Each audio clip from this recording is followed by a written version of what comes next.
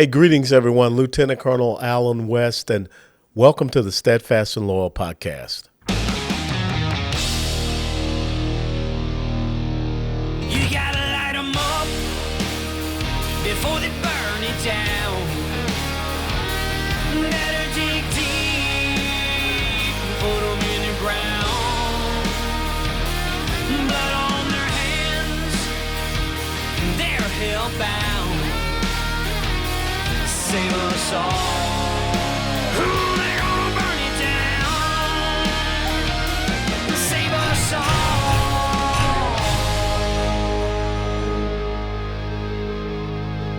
before they burn it down. Hey, greetings, everyone, and welcome back to the Steadfast and Loyal podcast. You know, one of the things that we talk about is where's the future of the United States of America going?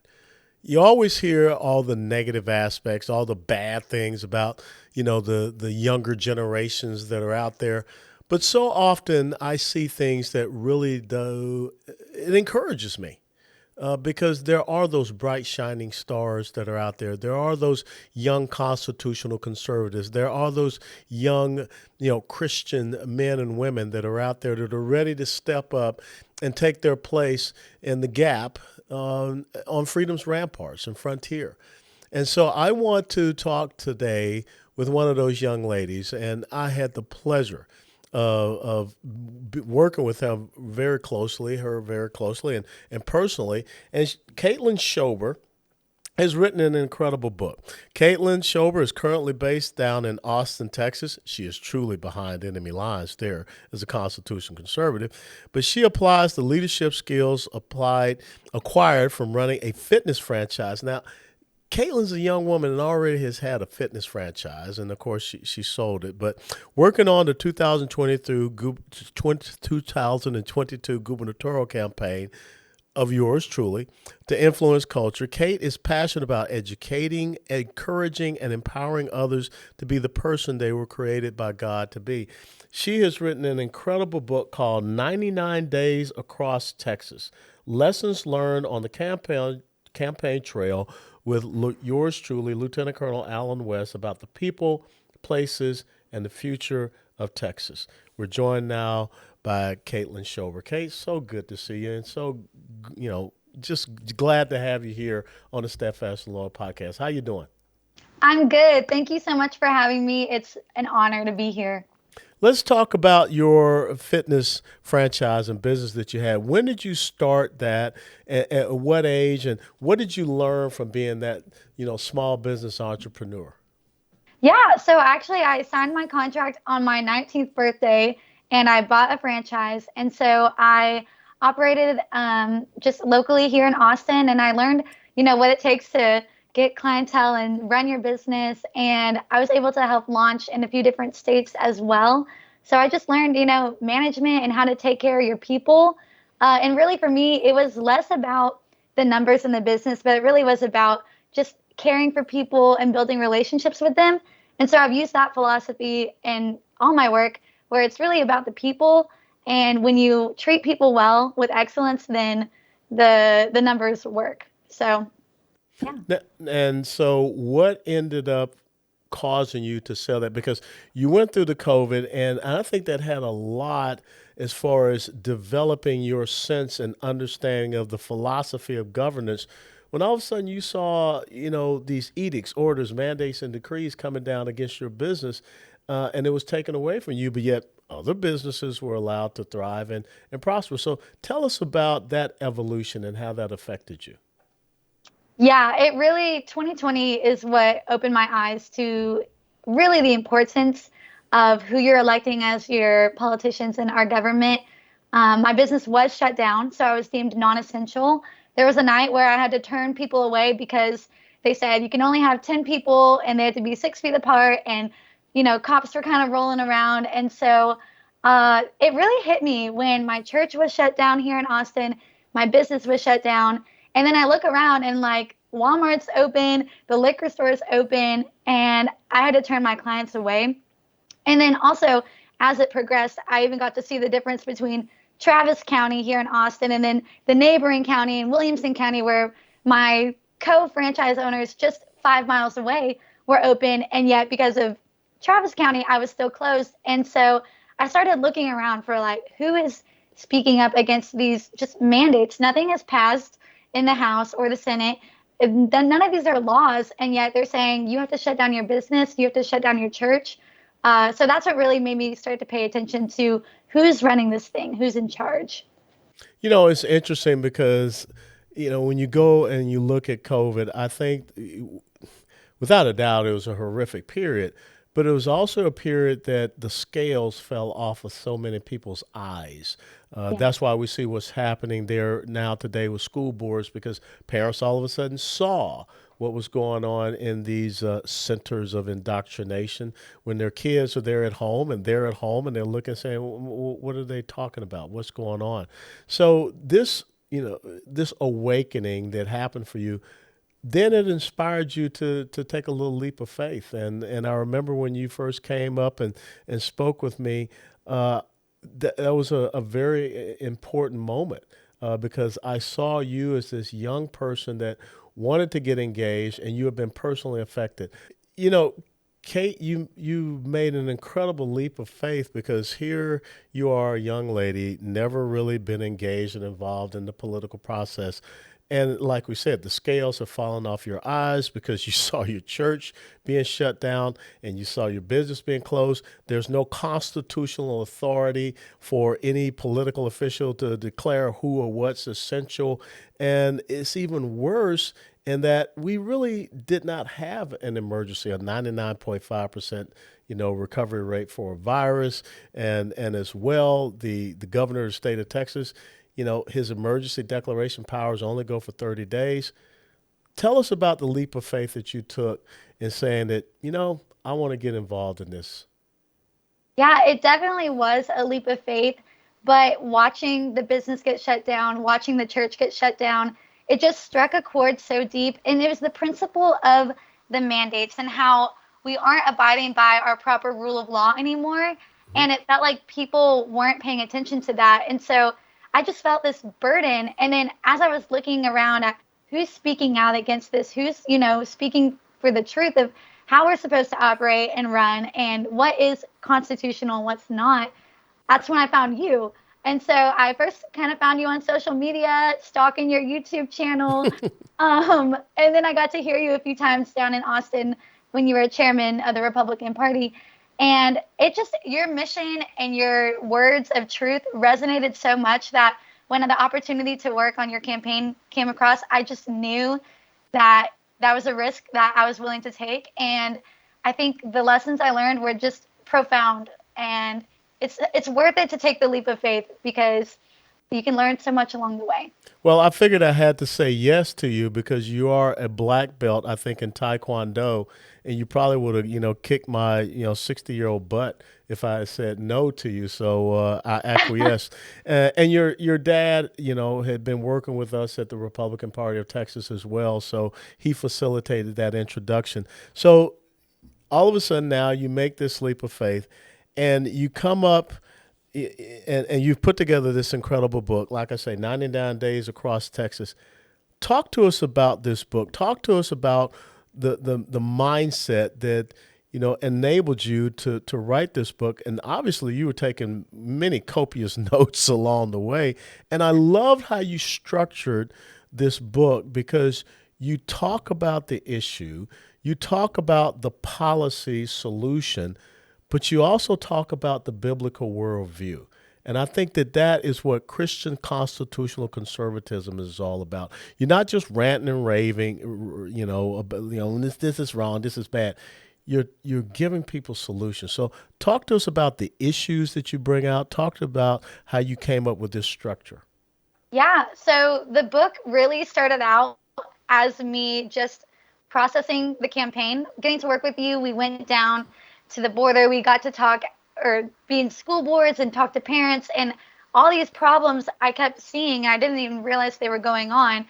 And as I was learning about these problems going on, once the campaign ended, I was feeling a little hopeless because you see these issues and you hear about, here's what the Constitution says, and then now it's like, what are we going to do? And so the book started with me just journaling, and I was just writing it out.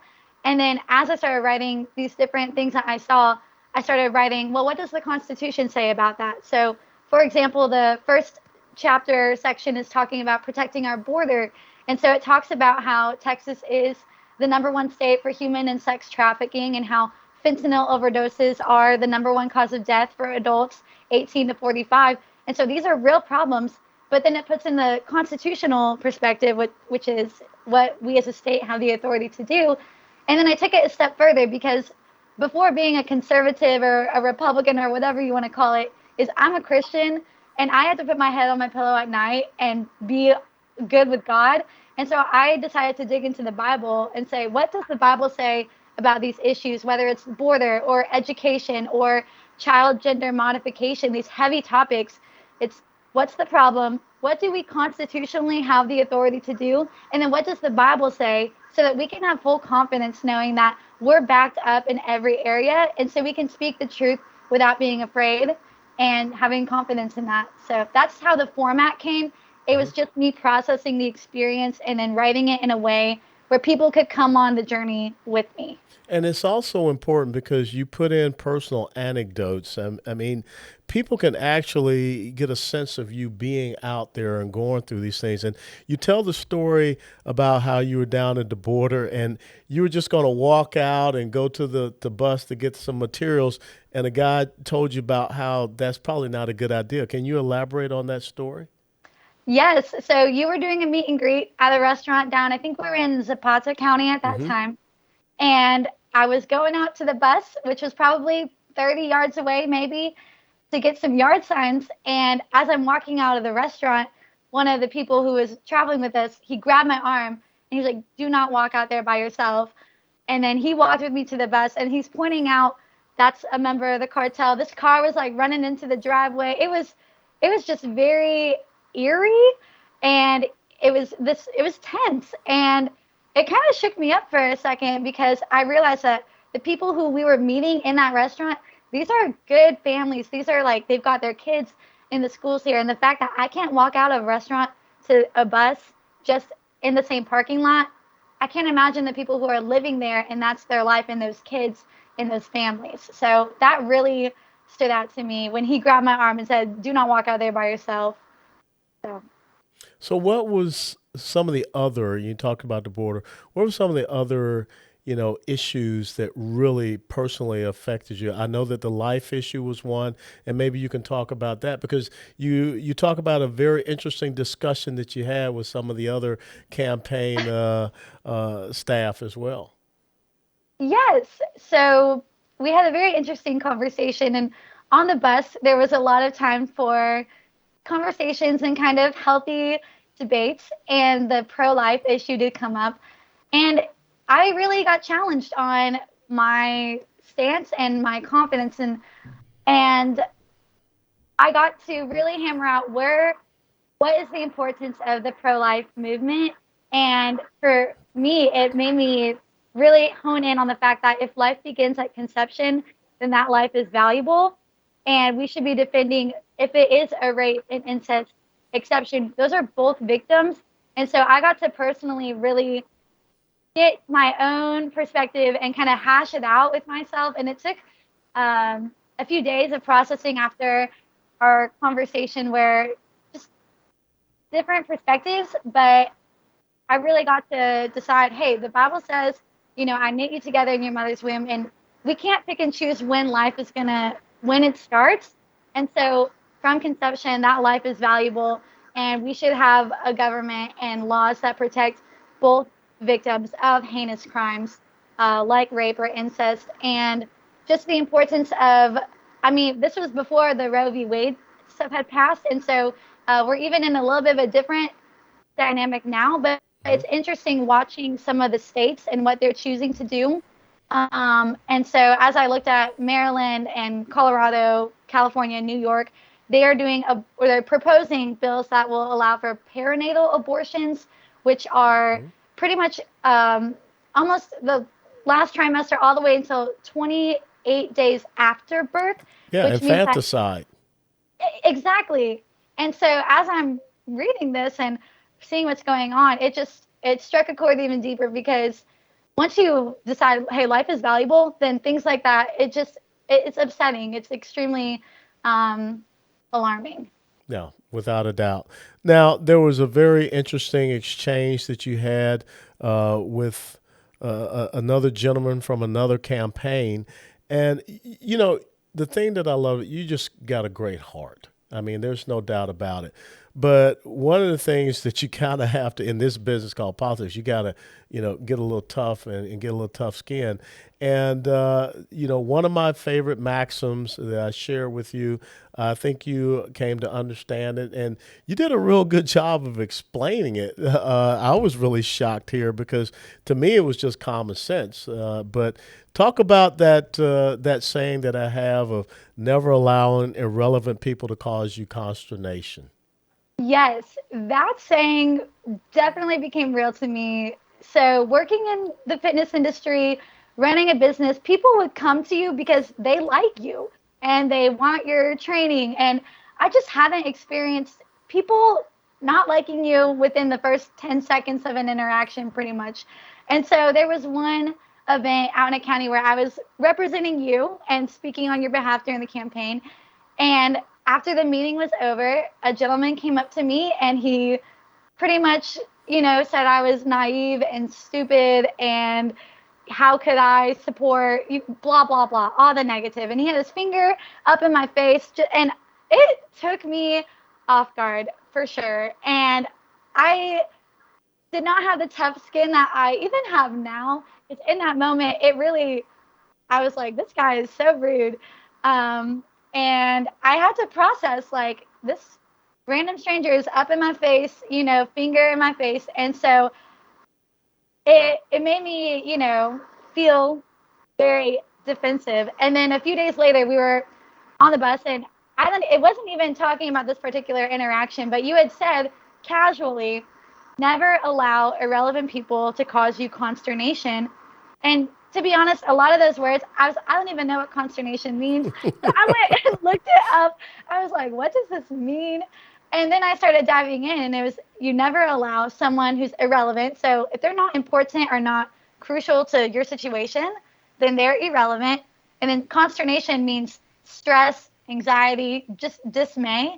And I realized I had still been kind of holding on to that guy who was in my face, because it rubbed me the wrong way. It was rude. And then I realized he is irrelevant to my situation. Like, that was one 5-minute interaction, and I'm letting it, like, bother me days later. And so just that simple phrase, I was like, he is not irrelevant to my situation. And so I'm not going to give him the power to have me lose my peace or have anxiety or stress about it. And so then, I don't know, maybe this is too far, but now I just have that lens with almost everything. And so it's just helped me in the political field, but also in other areas of my life, where if someone is not relevant to a situation, I'm not going to give them the power to steal my joy, steal my peace. And so it was very profound, that moment. And I feel like it helped me as a kind of empathetic, very, like, kind person get to the level where I'm taking my tough skin up a notch, where I can still care about people, but also I'm not going to let them affect my peace. So. Yeah. Well, I mean, and that's so important. And, when you allow people to do that, you're ceding over so much of your power. And furthermore, that he should be very thankful, because a black belt in Taekwondo, you could have easily broken his finger, broken his hand, broken his I could arm. have. So he's very fortunate. And I think if he came back and tried that again, it'd be a different outcome. In writing this book, who is your intended audience? Who do you really want this book to affect the most? Yeah, it's a very intentional audience, and that would be the Christians who kind of understand what's going on, but they're not engaged. So, in a non-presidential election, 60 million Christians don't vote in our elections, and in a presidential election, 25 million Christians don't vote. And so, when I'm seeing these policies of child gender modification being legal, or border enabling trafficking and the cartels to thrive, these issues, because of the biblical perspective, we can have an absolute truth saying this is wrong. this is right. That's, a righteous line. And so my heart in the audience is to target those Christians who have the same moral view as me, because I can't expect someone who doesn't have the same moral line, the same belief, to actually view the same thing as right and wrong, even though it can be absurd. Like, you would think child gender mutilation is wrong. However, I can't put that expectation on someone who doesn't have the same moral line. However, the people who do say, I'm a Christian, this is what I believe, the Bible, and then you see these laws passing and they're not engaged, they're not voting. We have a responsibility as constitutional citizens in a constitutional republic. We all have a responsibility, and there's an untapped area. And so it's really for the Christians who are not engaged. I wanted to make it blunt. Here's the problem. Here's the policy. Here's what the Bible says about it. Let's wake up. Let's get engaged, because we have the same absolute truths and moral line. And so that's the target audience. So how do you get the word out? How are you engaging? Are you going to be doing some book tours, or what's the means by which people can, get a hold of 99 Days Across Texas? Have you come out and speak, or what have you?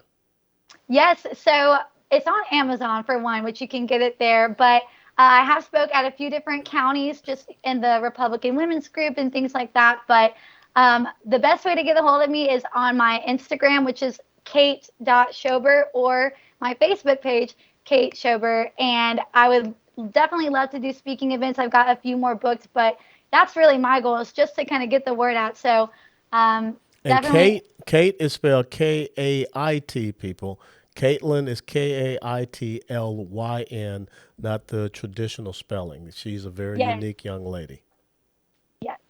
So what are the parting, here on this podcast with the audience that are listening to you right now and seeing you, what's the parting takeaway that you want to leave them with when you think about this book, 99 Days Across Texas, lessons learned on the campaign trail with Lieutenant Colonel Allen West about the people, places, and future of Texas? And I think that as you read this, this is not just about Texas, beautiful scenery there out in West Texas, but this applies to every single state. So what's the parting message that you want to leave people with? The parting message that I have is that I feel like seeing these issues that we're facing, it's like our house, our nation, the home, Texas, it's like it's on fire and people are in their beds asleep. And so the goal for this book is to kind of shake people up and say, hey, wake up, our house is on fire, let's start putting it out. And so that's the message, which is, let's get involved. We have not lost hope. We have authority, we have things we can do, but let's start fighting these issues, and that's the heart. So. And the great thing, you're 23? 22. 22, and this is her second book. Tell us about the first book. Yes, it's actually right here. It's called Keep Your Squats Low and Your Standards High. And I wrote it while I was running the fitness company. And it's just about how to set healthy goals and be in the fitness industry while putting your identity not in yourself, not in your gains, as some would say, but putting your identity in Christ, and how to just not have a victim mindset, but take responsibility. And that theme crosses into the second book for sure, which is victim mentality is where you're saying, okay, it's too big, or, I'm not really connected, so not my problem.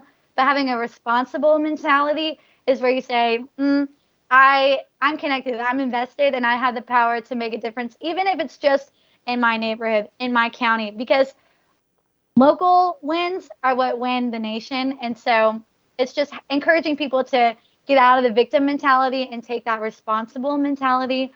That's the real heart for both books. Are you ever going to go back into the fitness industry? I do have my personal trainer certification, so I train some clients. I did hit the gym this morning, so leg press 410 pounds, which is, okay. Okay. Well, all right. Yeah. And you and I have another date to go out and run about 4 or 5 miles. I maybe could do 3. I'm out by 3 miles. No big deal.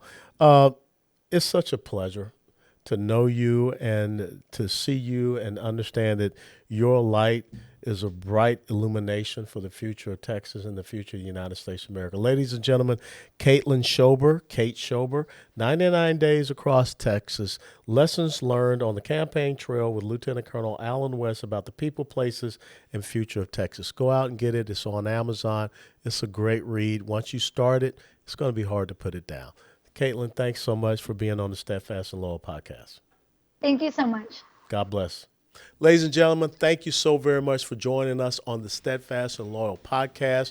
A special shout out to a phenomenal young lady, Kaitlyn Schober. Please pick up her book, 99 Days Across Texas. It's a phenomenal read. Once you pick it up, you will not want to put it down. And if you like what you have seen and heard on this podcast, please click the like button and share it with your friends. God bless you all. Steadfast and Loyal.